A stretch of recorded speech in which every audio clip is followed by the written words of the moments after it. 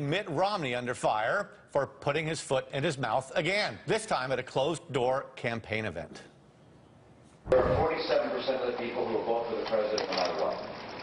All right, there are 47% who are with him, who are dependent upon government, who believe that they are victims, who believe that government has a responsibility to care for them, who believe that they're entitled to health care, to food, to housing, to you name it. It's an entitlement, and the government should give it to them. And they will vote for this president no matter what. Whoops, you mean someone might have actually taped me? Frank Fantozzi is the CEO of Planned Financial Services, and he joins us now. Frank, you know, Romney kind of stated a blunt truth, but now he's getting clobbered for it. Does this gaffe change your outlook at all on the markets and the economy? Well, we feel that the economy is still going to be slightly volatile going through the election. I mean, for all intents and purposes, the market sees that the Democrat and Republican is a neck-and-neck race right now.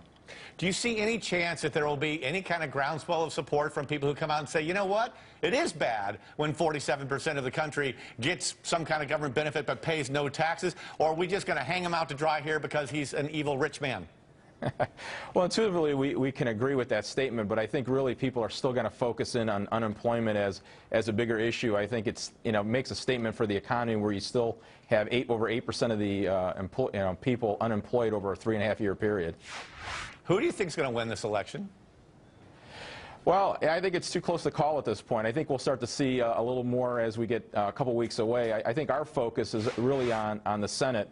You have 33 seats available, 22 which are Democratic, and 2 are independent. And I think if you can get a united Congress, I think that's going to create some meaningful change. So our firm is really paying much more attention to the Senate races right now. Right. So if you have two if Republicans control both houses, then you don't care if Mitt Romney with his tax cuts doesn't win.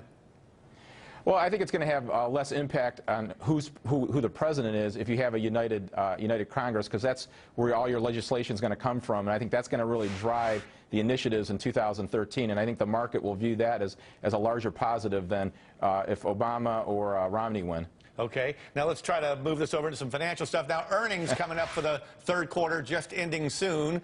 Do you think they're going to disappoint, as a lot of people out there believe?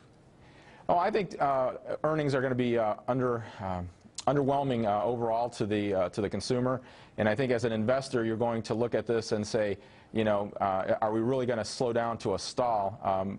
However, I still think that we're going to hit the 2% GDP for the year, and I think we're going to move forward in 2013. I think what's really holding back companies is the gridlock in Washington. Gotcha. You have a moving target with taxes, monetary policy, and things like that. It should clear up one way or the other soon, and if it does, you're like in tech, industrials, and emerging markets. Thank you very much for being with us, Frank Fantozzi. Thank you for having me today. Fantozzi, yeah.